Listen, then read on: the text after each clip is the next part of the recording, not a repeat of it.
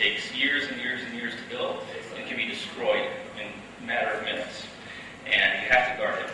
With that, I wanted to turn it over to the panel. I know that we have a very short time for this panel because of another, meeting that's going to take place and some people need to leave. So with that, may I ask the panel to add to any of our comments about preparation for site visits or enforcement?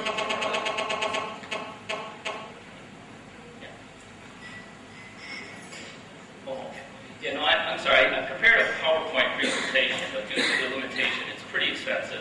I'd be more than happy to email it to everyone. I can take you through it quickly, but more or less managing risk, the Broadgate case. I also want to mention, by the way, the Vision Group Systems case, which ended up in being they basically worked out a plea bargain where they convicted the corporation, and I believe some of the managers are looking at jail time as well. There was a $500,000 fine.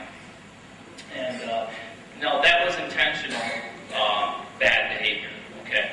But again, you have to be very careful as to what business requires and what the rules are, and make sure you abide by them.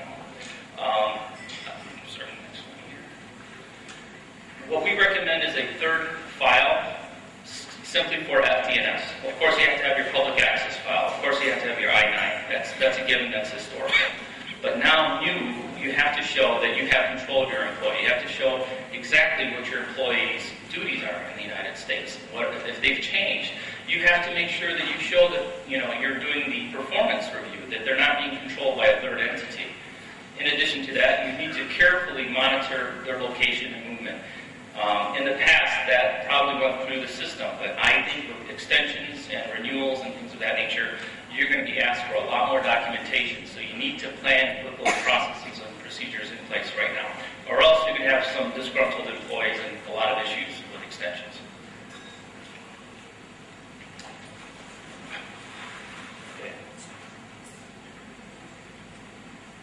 Okay, apologize. Again, there are a lot of new documents that are required when you file a case. Before, our filings were probably an inch thick or so, and now, I'm not kidding you, sometimes it's a full box of various documents that are required to get a case approved.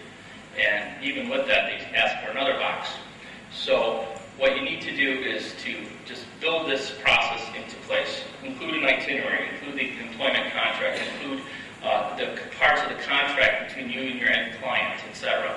These are all basically required documents now. In the past, they would ask for them in RFEs or on rare occasion, but now it is standard operations. So I have a whole list here. I don't want to bore you with all the details. Again, you can read all this. Again, copies of timesheets, work schedules, proving that your employee was at a certain location that you represented is very critical. And it's your burden to demonstrate it.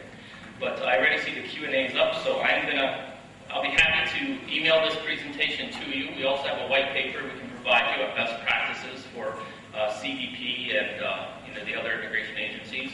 And at the end of the day, you just have to make sure that you're honest, transparent, and put the resources to make sure that you're compliant, because even mistakes and negligence could be very costly. Q&A. Sorry. Okay. Brother?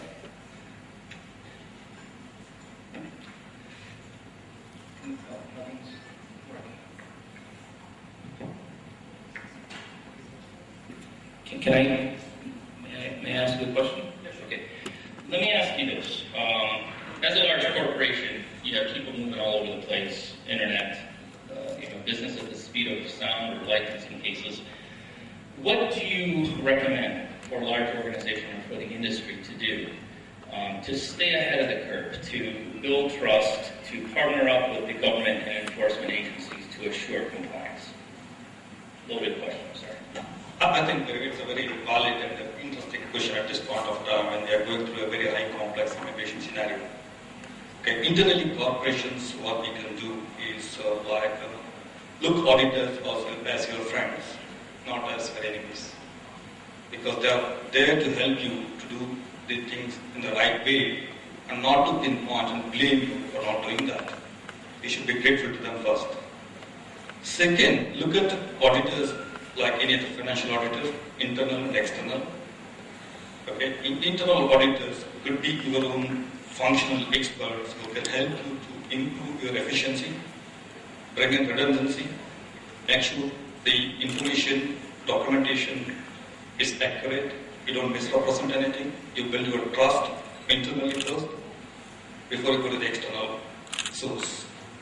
That's very important because the immigration guys will get a tremendous pressure from the business to do many things, and if you buckle, you put the organization at a very high risk.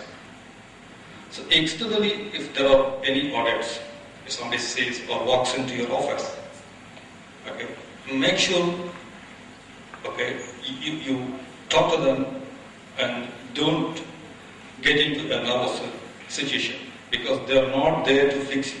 They are there to help you to elevate your brand to the next level.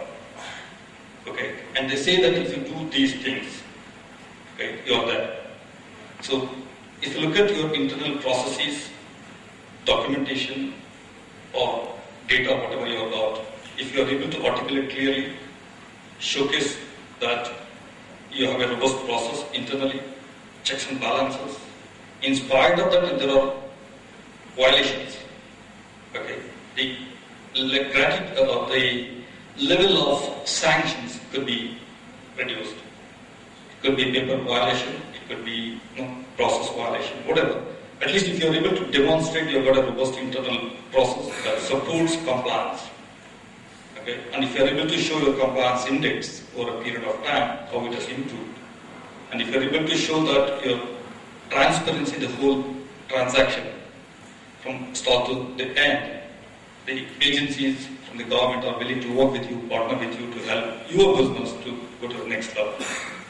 So that's my personal experience, and I think it has supported the organization also in the past. Thank you. Stephanie, I have a question.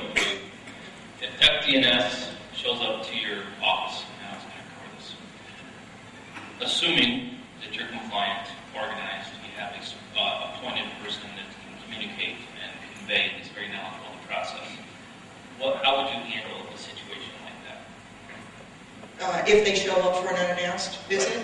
And actually we're starting to educate our on-site managers, the project managers and the on-site managers, to be prepared for these instances. And we've instructed them that if an investigator shows up, asking for a specific person who's named in a petition or work permit, that they should contact the head authority for our company who's on site, and instructing those people to have copies